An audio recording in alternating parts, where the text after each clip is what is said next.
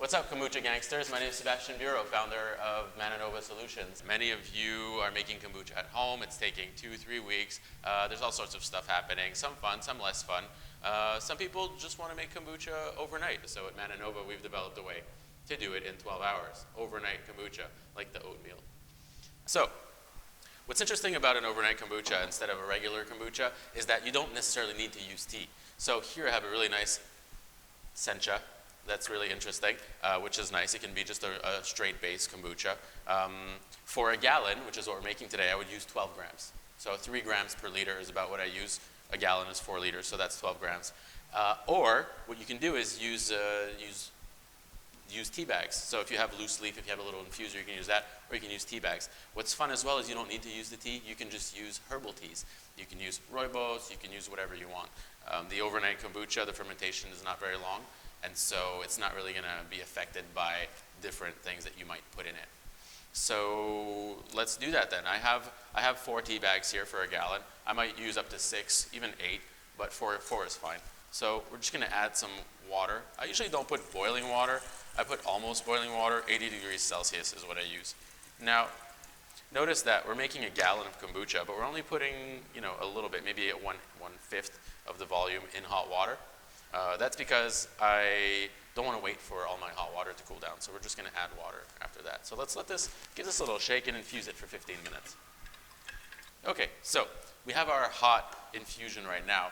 Now it's perfect time to add the sugar. So sugar, for a gallon, I will add 200 grams of sugar, which is right in between 3/4 and 1 cup. So it's halfway between those.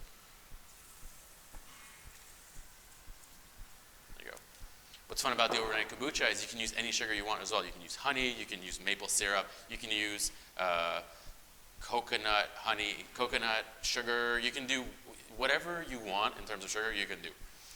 Even stevia or things like that. But I'd still like to put a little bit of sugar if you do that. But anyway, we'll get into that later. Now that the sugar has been dissolved, our liquid's pretty clear, what we're going to do is we're going to add water to cool it down. Now I'm going to go get some water. I should have planned this before.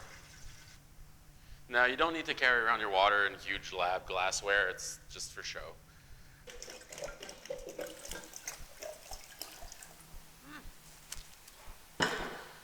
So I'd like to use filtered water, whether you have a water filter at home. I wouldn't necessarily say you need to use bottled water. It's not really important at all. Maybe even it's excessive. So now that the product is cooled down, it's at room temperature, or at least lower than body temperature. Now we can add the cultures. So if we want to add the Manitoba kombucha concentrate, it's our super strong kombucha concentrate. It's got a ton of green tea in it. It's got all the organic acids of the kombucha, and it's really good for you.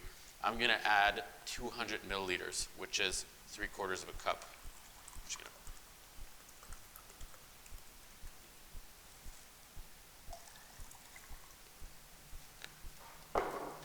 If you like your kombucha more sour, you could put more. If you want your kombucha less sour, you put less. So it's as easy as that. The kombucha concentrate is really interesting because it has all those organic acids, but it's very fermented and it's a very old product. And so we like to put some younger yeast and bacteria in there to give it that oomph of a 2-week-old, to make it really a full power kombucha. So what we do is we have a mix of yeast and probiotics in here. The yeast is going to make it so that you can bottle ferment it. It's going to give it a tiny bit of alcohol, maybe 0.1, 0.2%, just enough to give it a little bit of that kombucha kick. And the probiotics are going to make it so that you have that full strength kombucha. So I had a spoon around, but I don't know where it is, so I'm just going to pour this in there. About a 1/4 tablespoon is way enough. And what we're going to do is mix this up, and we're going to let it infuse till tomorrow. So 12 hours. I like to cover it up, to put a little cover on it, but it's really not necessary since we're just doing it for 12 hours. So just leave it on your counter overnight. Okay, so it's a day later, totally a day later. I actually added some hibiscus flowers right before leaving to give us a little bit of a red color. So you can drink it right away. If you don't like it fizzy, you can just stick it in a bottle, stick it in the fridge. But what you can do if you want bubbles, you have 2 options. We can do bottle fermentation. Bottle fermentation is pretty easy. It's just about taking this product and mixing it a little bit so the yeast is not all stuck in the bottom, and pouring it into a bottle. So try not to make too much of a mess. Normally, maybe I would have done this in the sink. but the light's not good there. Oh, it's gonna overflow.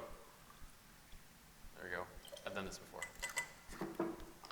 Okay, so we let this sit for 1, 2, 3 days, at room temperature. Tomorrow, maybe just crack it open, see if it's fizzy enough for you, and then just keep doing that every day until you find that it's fizzy enough. Then you stick it in the fridge. Now, if you want to actually have this today, let's say it's Saturday and your guests are coming tonight and you want to have this fizzy kombucha right away, well, we can just stick it in a soda stream or any other alternative. To make sure that you get good carbonation with this, I like to cool it down before carbonating it. So stick it in the fridge for a couple hours. So you can just stick this in there. Now, the manufacturer says that you're not supposed to put sweet products in this machine, but I do it anyway. When I'm done with it, I will carbonate just water to clean out all the parts. So let's give it a little.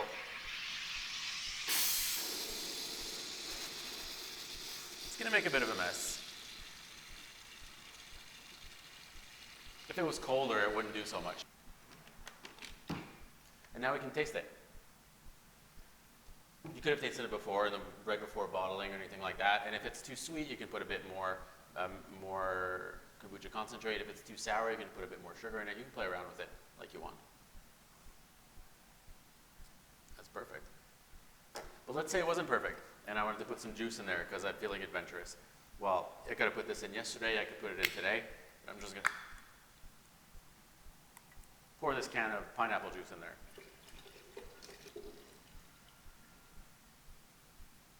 And there you go, now you have pineapple kombucha. Pineapple, hibiscus, and whatever herbal tea we put in there. You can add whatever juice you want. I'll use about 2%, so this can of 6 ounces is about right for a gallon.